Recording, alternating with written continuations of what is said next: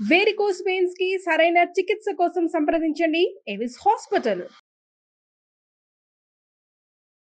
Hi hello నమస్తే, welcome back to Suman TV. మనలో చాలా మందికి ఫీలింగ్స్ ఉంటాయి కదా, సంతోషం, విషాదం, ఓటమి, గెలుపు. మరి ఇలాంటి ఫీలింగ్స్ అన్నీ కూడా అదుపులో ఉన్నంత వరకు బాగానే ఉంటుంది. అవి అదుపు తప్పితే మాత్రం కొంచెం డిప్రెషన్కి వెళ్ళడము, లోన్లీనెస్కి వెళ్ళడము, తర్వాతకి ఫైనల్గా చూసుకుంటే సూసైడ్ అటెంప్ట్ చేయడం వరకు కూడా దారితీస్తుంది. మరి ఇలాంటి వాళ్ళు ఎవరైతే ఉంటారో వాళ్ళకి సపోర్టివ్గా ఒక సంస్థ అయితే ఉంది, అదే రోష్ని ఎన్జిఓ. మరి ఈరోజు మన స్టూడియోలో రోష్ని ఎన్జిఓ నుంచి 9 years వాలంటీర్గా వర్క్ చేస్తూ 3 years డైరెక్టర్గా పనిచేస్తున్నటువంటి ఉషశ్రీ గారు మనతో పాటు ఉన్నారు. మేడంతో మాట్లాడదాం. టాపిక్ వచ్చేసి ఏంటంటే బాసరా IIIT స్టూడెంట్ సూసైడ్. మనందరికీ తెలిసిన విషయమే, చాలా బాధాకరమైన విషయం. మరి ఒక సూసైడ్ లెటర్ రాసి అమ్మా నాన్న నన్ను క్షమించండి అంటూ కూడా ఆ విద్యార్థి రాసినటువంటి ఆ లేఖ చూస్తుంటే ప్రతి ఒక్కరు కూడా గుండె తలుక్కుపోతుంది. మరి మనకే ఇంత బాధ ఉంటే ఆ తల్లిదండ్రుల బాధ వర్ణించలేం కదా. అసలు ఎందుకు విద్యార్థులు ఇలా సూసైడ్ చేసుకుంటున్నారు, దీనికి గల కారణాలు ఏంటి? మరి దీనిపైన మరింత సమాచారం అందించడానికి మేడం మనతో పాటు ఉన్నారు. మేడంతో మాట్లాడదాం. నమస్తే మ్యామ్. నమస్తే నవీన. మ్యామ్, విషయం ఇక తెలిసిందే కదా, బాసరా IIIT. మరి స్టూడెంట్స్ అసలు ఎందుకు ఇలా సూసైడ్ వైపు వెళ్తున్నారంటే రీజన్స్ చాలానే ఉంటాయి. కొంత చూసుకుంటే ఎడ్యుకేషన్ ఒత్తిడి, చదువు ఒత్తిడి అంటారు. ఇంకా చూసుకుంటే కొంచెం సీనియర్స్ ర్యాగింగ్ చేయడం కానీ, కొంచెం మాటలు అనడం కానీ, అంటే అక్కడ వరకు వచ్చిన స్టూడెంట్స్ ఆ స్టేజ్ వరకు వచ్చి కష్టపడి చదువుకోవడానికి వచ్చిన వాళ్ళు ఇలా చిన్నగా మాటలతో బాధపడి సూసైడ్ చేసుకోవడం వరకు వెళ్ళిపోతున్నారు. ఇప్పుడు ఈ అమ్మాయి విషయంలో చూసుకుంటే ఎందుకు అసలు ఇలా అవుతుంది అంటే ఏం చెప్తారు? మొదటగా ఈ 17 ఏళ్ల సాయి ప్రియ అనే అమ్మాయి ఇలా బలవన్ మరణానికి పాల్పడడం చాలా బాధాకరమైన విషయం అండి. రకరకాల కారణాలు ఉంటాయి. జనరల్గా మనం ఇప్పుడు ఇండియాలో చూసుకుంటే ప్రతి ఈ ఆత్మహత్యల గణాంకాలను చూసుకుంటే ప్రతి 5 నిమిషాలకి ఒక ఆత్మహత్య జరుగుతుంది. ఇందులో 15 నుంచి 29 సంవత్సరాల వయసున్న వాళ్ళే ఎక్కువగా ఉంటున్నారు. You can understand it's the adolescent age. So కారణాలు చూసుకుంటే ఇప్పుడు విద్యార్థులు ఎంతో కష్టపడి చదివి, ఎక్కడో మారుమూల గ్రామాల్లో పుట్టి, డిస్ట్రిక్ట్స్లో చదివి, యూనివర్సిటీస్కి వచ్చి మంచి హై పొజిషన్స్ని సంపాదించుకుంటున్నారు. ఈ స్ట్రగుల్ అనేది వాళ్ళకి చాలా కష్టం. ఎందుకంటే ఇప్పుడు మనం సోషియో ఎకనామిక్ స్టేటస్ తీసుకుంటే, బిలో మిడిల్ క్లాస్ చూసుకుంటే వీళ్ళు తల్లిదండ్రులు ఎక్కడో కూలీనాలి చేసి మా పిల్లల లైఫ్ మాకన్నా గొప్పగా ఉండాలి, వీళ్ళు చదువుకుని మంచి ఫ్యూచర్ ఉండాలన్న ఉద్దేశంతో ఎంతో కష్టపడి మంచి స్కూల్స్లో, ఇంగ్లీష్ మీడియం స్కూల్స్లో వాళ్ళకి చేత కాకపోయినా అప్పో సొప్పో చేసి మరి చదివిస్తున్నారు. అలా వీళ్ళు చదువుకుంటూ వెళ్తున్నారు. చిన్న వయసులో పెద్ద తేడా రాదు, కానీ ఒక అడాలసెంట్ ఏజ్ వచ్చేసరికి, టీనేజ్ వచ్చేసరికి ఈ పిల్లలకి కొంచెము తమ చుట్టుపక్కల ఉన్నవన్నీ అర్థమయ్యి, వాళ్ళ పియర్ ప్రెషర్ ఒకటి, తన చుట్టుపక్కల వాళ్ళందరూ ఒక డిఫరెంట్ స్టేటస్ నుంచి, రకరకాల ఎకనామిక్ స్టేటస్ నుంచి వస్తారు పిల్లలు. సో వాటికి కూడా అడ్జస్ట్ అవ్వాలి. వాళ్ళందరూ smart phones, fashions, social media, ఈ ఎక్స్పోజర్ అంతా కూడా వీళ్ళకే ఉంది, వాళ్ళకే ఉంది. వాళ్ళు ఎఫర్ట్ చేయగలుగుతున్నారు, వీళ్ళు ఎఫర్ట్ చేయలేరు. That is the difference. అదొకటి వస్తుంది ఈ లోయర్ సోషల్ ఎకనామిక్ స్టేటస్. ఇది సర్దుకుపోవడం చాలా కష్టం ఆ ఏజ్లో. అడాలసెంట్లో ఏజ్లో పిల్లలు ఎలా ఉంటారంటే చాలా సున్నితంగా ఉంటారు. వాళ్ళ ఫిజికల్గా చేంజెస్ ఉంటాయి, మానసికంగా ఎన్నో ఒడిదుడుకులకి వాళ్ళు ఎదుర్కొంటూ ఉంటారు. అటువంటి వాళ్ళకి సరైన గైడెన్స్, సరైన సపోర్ట్ చాలా అవసరం. ఈజీగా మిస్లీడ్ అయిపోయి రాంగ్ పాత్లోకి వెళ్ళడానికి చాలా చాయిసెస్ ఉన్నాయి. ఎందుకంటే ఇప్పుడు ఇంతకు ముందు మనం పెరిగిన వాతావరణం వేరు, మనకి డిస్ట్రాక్షన్స్, డైవర్షన్స్ లేవు. ఏదో పెద్దవాళ్ళు చెప్పేవాళ్ళు అదే ఫాలో అయ్యాలి. ఇప్పుడు వాళ్ళకి నిజంగానే స్టూడెంట్స్ని చూస్తే మనం ఈ యంగ్ జనరేషన్ని చాలా సింపథెటిక్గా చూడాలనిపిస్తుంది. ఇన్ని రకాల diversions, distractions, too many pressures on them at a very young age. అవి తట్టుకుని నిలబడాలంటే వాళ్ళు ఇంటర్నల్గా స్ట్రాంగ్గా ఉండాలి, చుట్టుపక్కల సపోర్ట్ సిస్టమ్ బాగుండాలి. ఆ సపోర్ట్ సిస్టమ్ ఎలా వస్తుంది? పేరెంట్స్ దగ్గర నుంచి, తోటి ఫ్రెండ్స్ నుంచి, అండ్ ఎక్స్పర్ట్ గైడెన్స్. ఈ 3 విధాలుగా వాళ్ళు సపోర్ట్ తీసుకోవచ్చు. మేడం, ఒక విషయం చెప్పండి. ఇప్పుడు పిల్లలు పేరెంట్స్ని ప్రతిదీ అడుగుతారు కదా, అన్నీ చెప్తారు కదా, ఏదైనా కావాలంటే అది కొనమని అడుగుతారు, ఇది కావాలి అని అడుగుతారు, అది చెయ్యండి అంటారు కదా. ఇలాంటి ప్రాబ్లం వచ్చినప్పుడు ఎందుకు పేరెంట్స్తో షేర్ చేసుకోవట్లేదు? యాజ్ ఎ మదర్తో కానీ ఫాదర్తో కానీ ఎందుకు షేర్ చేసుకోవట్లేదు అంటే, అమ్మాయి లెటర్లో కూడా ఒకటి మెన్షన్ చేసింది, మీరు పాయింట్అవుట్ చేస్తే, అక్క తమ్ముడు ఉన్నారు కదా, మీరు డాడీతో ప్రతిదీ షేర్ చేసుకోండి అని చెప్పి ఖచ్చితంగా మెన్షన్ చేసింది. అంటే తిన షేర్ చేసుకోలేకపోవడం వల్ల అసలు పేరెంట్స్ తో ఎందుకు షేర్ చేసుకోవట్లేదు అంటే? ఇప్పుడు ఈ వయసులో చాలా సున్నితమైన విషయాలు ఉంటాయి. ఇప్పుడు మనం అనుకుంటాం ఒక టీనేజర్కి పింపుల్ కోసం డెర్మటాలజిస్ట్ దగ్గరికి వస్తారు. తల్లిదండ్రులకి ఏమనిపిస్తుంది, మా వయసులో మేమందరికి ఈ పింపుల్స్ లేవా, మేమందరికి డాక్టర్స్ దగ్గరికి వెళ్ళాం. కానీ ఇప్పుడు వాళ్ళు ఉన్న సొసైటీలో మనం అది కూడా ఆలోచించాలి. వాళ్ళు ఎటువంటి సొసైటీలో ఉంటున్నారు, ఆ ఇన్ఫ్లుయెన్స్ కూడా ఉంటుంది. I want to look good, I want to look fashionable, I want to attract the opposite sex. ఇవన్నీ తల్లిదండ్రులకి కొంత అవగాహన లేని వాళ్ళకి చాలా వాళ్ళు అర్థం చేసుకోలేరు. సో ఆ గ్యాప్ అక్కడ వచ్చేస్తుంది, జనరేషన్ గ్యాప్. సో పిల్లలు ఏమనుకుంటారు, నేను చెప్పినా మా పేరెంట్స్ అర్థం చేసుకోలేరు, వాళ్ళకి తెలియదు, నన్నే తిడతారు అని సగం చెప్పడం మానేస్తారు అసలు. సో చిన్నప్పటి నుంచి ఆ ఇంటి అట్మాస్ఫియర్లో ఆ పిల్లలకి ఓపెన్గా నాకు ఏ ప్రాబ్లం వచ్చినా నాకు పేరెంట్స్ ఉన్నారు, నేను చెప్పుకోగలను అన్న ఫ్రీడమ్ వాళ్ళకి అది మొదటి నుంచి రావాలి. సడన్గా టీనేజ్లో రాదు.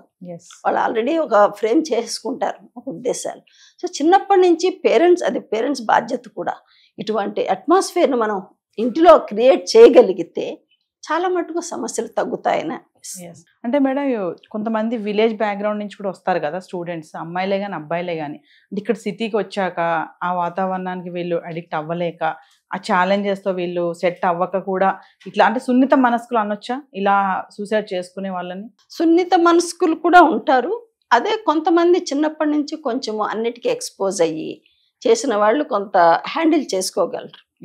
అది చిన్నప్పటి నుంచి ఆ కోపింగ్ స్కిల్స్ అనేవి పిల్లలకి నేర్పించాలి.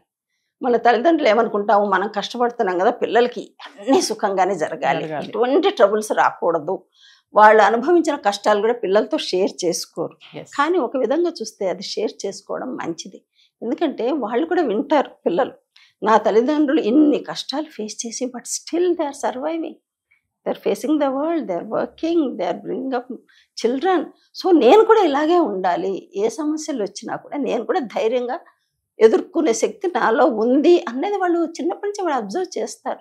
సో పేరెంట్స్గా మనం కూడా చెప్పాలి వాళ్ళకి, ఎన్ని కష్టాలు వచ్చినా that's not the end of life.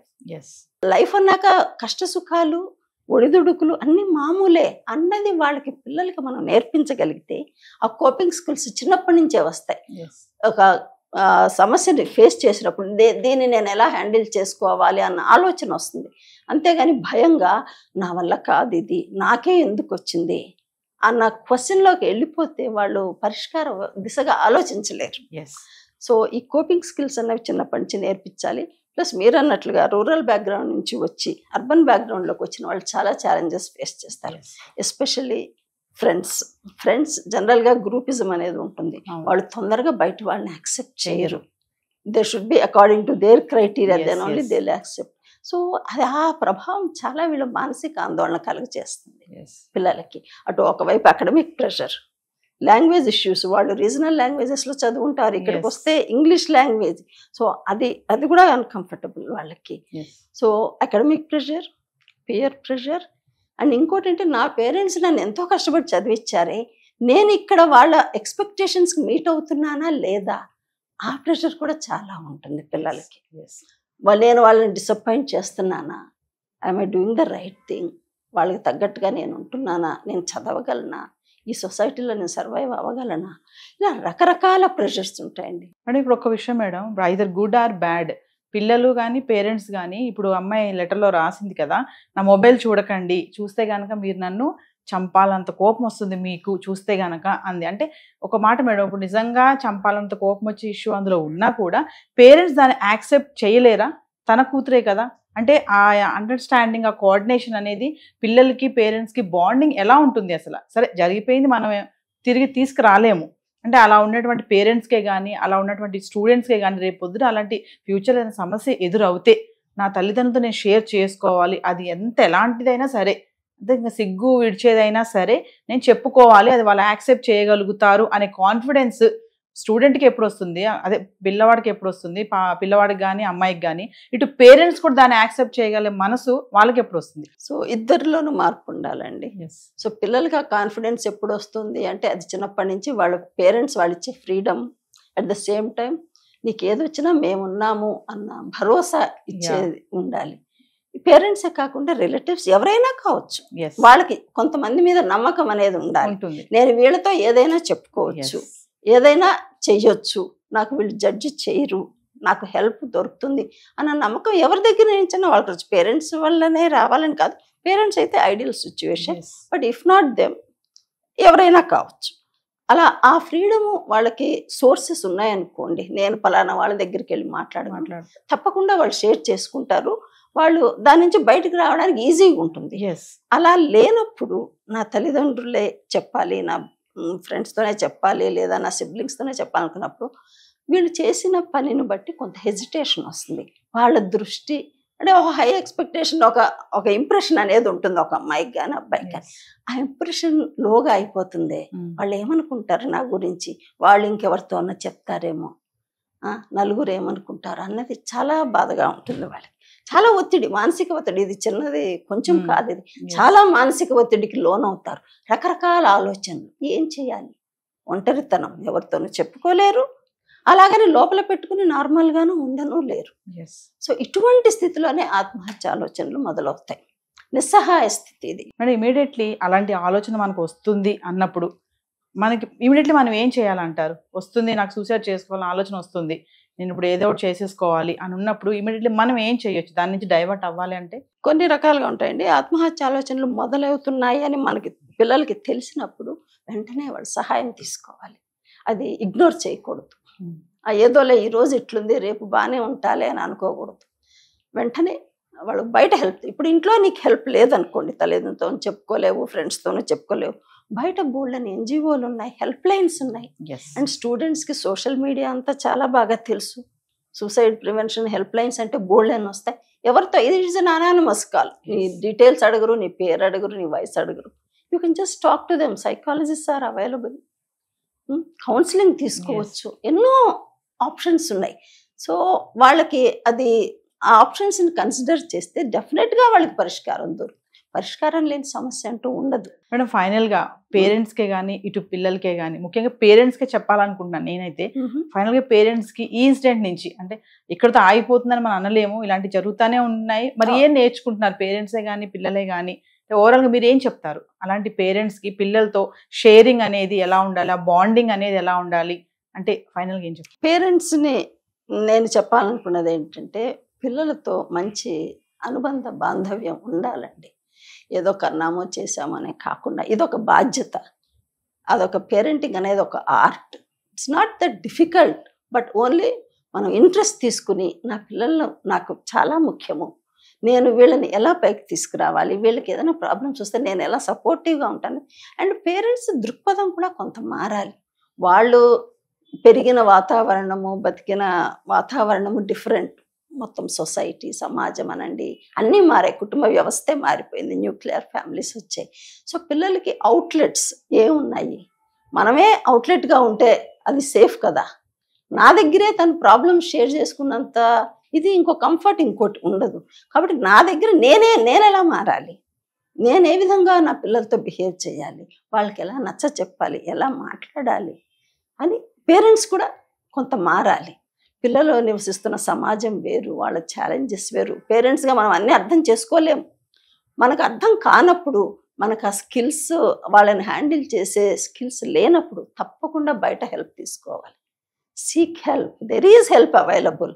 Professionals కానీ, ఇప్పుడు మనకి కాలుకి చేతికి ఏదన్నా దెబ్బ తగిలింది అనుకోండి, వెంటనే వెళ్తాం కదా డాక్టర్ దగ్గరికి. ఆ పర్టికులర్ ఫీల్డ్, కంటికి దెబ్బ తగిలితే ఆఫ్థాల్మాలజిస్ట్ దగ్గరికి వెళ్తాం. సో వై నాట్, నా మనసుకి దెబ్బ తగిలింది, నేను ఎవరి దగ్గరికి వెళ్ళాలి? There is expertise available, professionals are there.